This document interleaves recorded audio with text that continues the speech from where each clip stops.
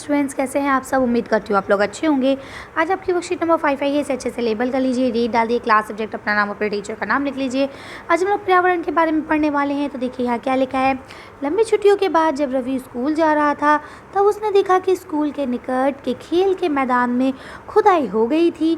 वे एक मैदान उनके खेलने के लिए वहाँ पर था। लोगों ने बताया कि वहाँ अनेक घरों वाली एक बड़ी इमारत बनेगी। जब रवि को समझ में आया कि मुलायम घास, गेंदे के फूल और तितलियों वाला विशाल मैदान अब हमेशा के लिए नष्ट हो चुका है तो उसकी आंखों में आंसू छलकने लगे। उसने ये बात अपने सहपाठियों को बताई। सब अब क्या हुआ देखिए, जब वो स्कूल जा रहा था छुट्टियों के बाद तो उसने क्या देखा, जिस मैदान में वो खेलते हैं वो मैदान अब क्या हो चुका है, ख़त्म हो चुका है। ठीक है, वहाँ खुदाई हो रही है और वहाँ पे अब बिल्डिंग बनेगी। तो ये सुनने के बाद उसकी आंखों में आंसू आ गए। ठीक है, उसने क्या किया, उसने ये बात अपने सहपाठियों यानी फ्रेंड्स को, क्लास फ्रेंड्स को बताई।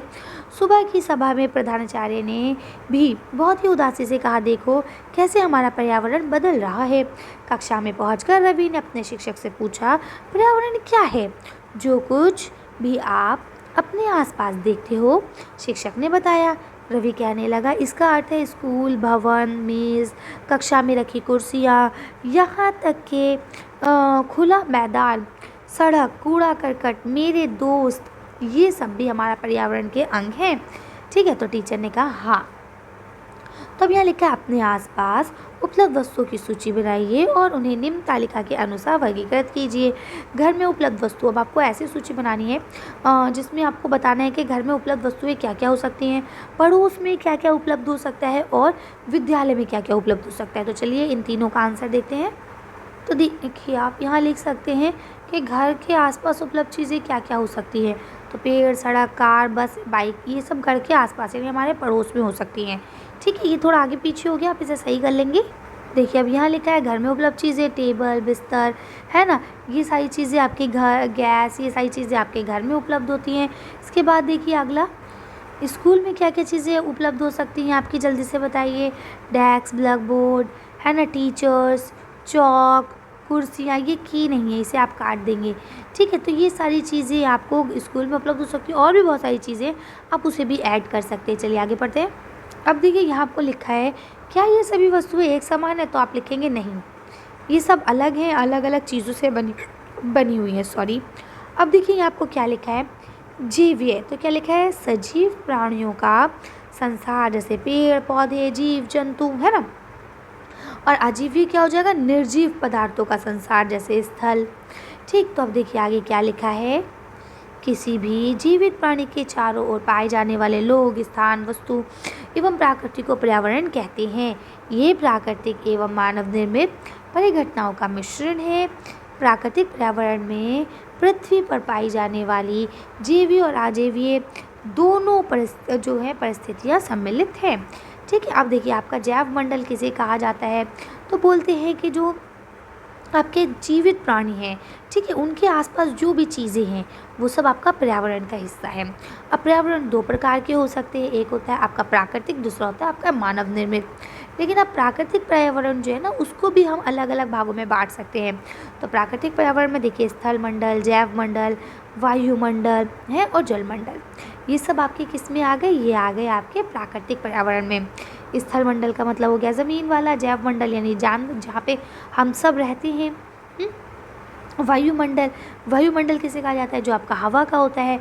और जलमंडल किसे कहा जाता है, जो पानी का होता है। ठीक है, तो इस तरह से ये होते हैं और जहाँ पे ये सब आके आपस में मिलते हैं वो आपका जैव मंडल कहलाता है। तो इसमें सबसे पहले हम पढ़ने वाले हैं स्थल मंडल के बारे में। तो लिखा है, पृथ्वी की ठोस पट्टी या कठोर ऊपरी परत स्थल मंडल कहलाती है। ये चट्टानों एवं खनिज से बना होता है एवं मिट्टी की पतली परत से ढका हुआ होता है। इसके ऊपर ढकी हुई पतली परत होती है।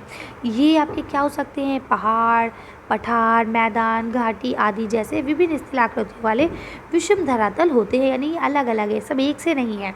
ठीक, इसका बोलते हैं ये स्थलाकृतियाँ महाद्वीप के अलावा महासागर की सतह पर भी पाई जाती है। यानी कि जो ये आप ज़मीन का देख रहे हैं कि भाई पहाड़ है, ये पठार हैं, ये मैदान है या ये रेगिस्तान है, ये जो आप देख रहे हैं ना कि आप सोचते हैं कि सिर्फ ये ज़मीन के ऊपर होता है, नहीं, ये महासागरों के अंदर भी होता है। स्थलमंडल वह क्षेत्र है जो हमें वन, कृषि एवं मानव बस्तियों के लिए भूमि और पशुओं को चराने के लिए घास स्थल प्रदान करता है। ये खनिज संपदा का भी स्रोत है। ठीक है, तो इस तरह से उम्मीद करती हूँ आपको अच्छे से समझ में आ गया होगा। पहला क्वेश्चन लिखा है किसी एक जैव संसाधन का उदाहरण दीजिए। तो अब जैव संसाधन क्या क्या हो सकते हैं, चलिए इसका आंसर देखते हैं। तो देखिए आपका यहाँ लिखा है कि आपका जैवों की जो दुनिया है उसमें उदाहरण के तौर पे पौधे और पशु, ये दोनों हमारे जो हैं जैविक संसाधन के उदाहरण हैं। पौधों से भी हमें बहुत सारी चीज़ें मिलती हैं और पशुओं से भी। ठीक है, चलिए आगे बढ़ते हैं। अब देखिए यहाँ आपको लास्ट क्वेश्चन लिखा है स्थलमंडल को अपने शब्दों में परिभाषित कीजिए। स्थलमंडल क्या है, किसे कहते हैं, क्यों कहते हैं, इसको आपको लिखना है। तो चलिए इसका आंसर देखते हैं। तो देखिए यहाँ आप लिखेंगे लिथोस्फीयर, यानी कि जो आपका स्थलमंडल है वो पृथ्वी की एक ठोस या कठोर शीर्ष है, एक परत है। ठीक है, ये चट्टानों और खनिजों से बनी है। और क्या है, और उसके अलावा यहाँ पे देखिए लिखा है इसको मिट्टी के द्वारा, पतली पतली मिट्टी के द्वारा इसे ढका गया है। कर सकते हैं, चलिए आगे बढ़ते हैं। तो इस तरह से वर्कशीट आपकी यहाँ खत्म होती है। आज की वीडियो में बस इतना ही। अगर आपको मेरी वीडियो पसंद आई हो तो प्लीज़ इसे लाइक और शेयर करें। अगर अभी तक आपने मेरे चैनल को सब्सक्राइब नहीं किया, प्लीज़ मेरे चैनल को सब्सक्राइब करें। Thank you for watching.